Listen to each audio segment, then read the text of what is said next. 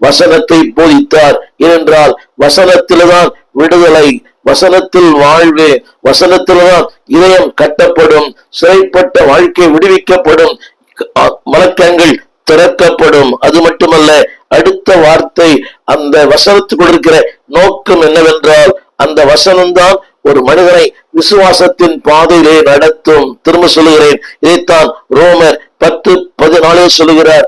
அந்த வசனம் உங்களை ஆண்டவரை தொழுது கொள்ளும்படி செய்யும், விசுவாச வாழ்க்கையிலே உங்களை ஊன்ற கட்டும். எனவேதான் கர்த்தருடைய வார்த்தை சொல்கிறது, ரோமர் 10:15, அன்பான கர்த்தர்களே, சமாதானத்தை கூறி நற்காரியங்களை சுவிசேஷமாய் அறிவிக்கிறோடைய பாதங்கள் எவ்வளவு அழகா இருக்கிறது.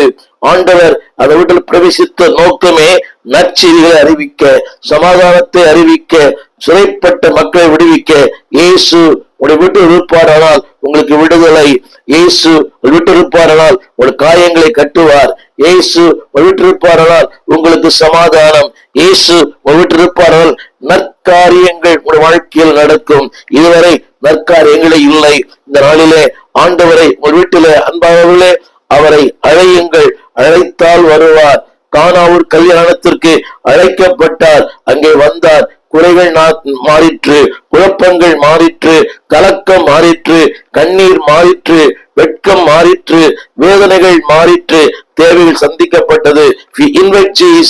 என் அன்புதே பிள்ளையே, யாரையும் அழைக்கிறோம், ஆனால் அழைக்க வேண்டியவரை அழையுங்கள். உடைய வாழ்க்கையில நற்காரியங்களை கர்த்தர் செய்வார், நல்ல நன்மைகளை தருவார். அது மட்டுமல்ல அன்பாவுடைய உடைய வாழ்க்கையை அழகுள்ள ஒரு வாழ்க்கையாய் மாற்றுவார். எனவேதான் இந்த நாளிலே அவர் உங்கள் வாழ்க்கையில வரும்போது அந்த போதனையிலே விசுவாசம் வரும், அந்த போதனையிலே ஆண்டவரை ஆராதிக்கிற நிலை வரும். எனவேதான் எல்லாமே ஏன் என்று ஆராதிக்க முடியவில்லை, ஆண்டவரை அறிய முடியவில்லை, வார்த்தை புரியவில்லை, எனவே ஆராதிக்க முடியவில்லை. என்னுடைய பல செய்தி சொல்லியிருப்பேன்.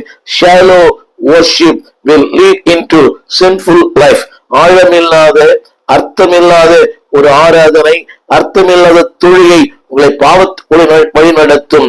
ஆண்டவர் வருகிற முதல் நோக்கம் என்னவென்றால் வார்த்தையை போதிக்க, வசனத்தை போதிக்க, இருளான வாழ்க்கையில வெளிச்சத்தை தர, அது மட்டுமல்ல உங்கள் காயங்களை கட்ட, குணமாக்க, உங்கள் அடிமைத்தனத்திலிருந்து உங்களை விடுவிக்க. இரண்டாவதாக, இயேசு உங்கள் வருவாரானால் there will be a power, அவருடைய வல்லமை அங்கே வெளிப்படும். அன்பான தேவ பிள்ளையே, இயேசு இருக்கும்போது முதலாவது வார்த்தை வெளிப்படும், உங்களுடைய போதனை வெளிப்படும், நற்காரியங்கள் வெளிப்படும், சமாதானம்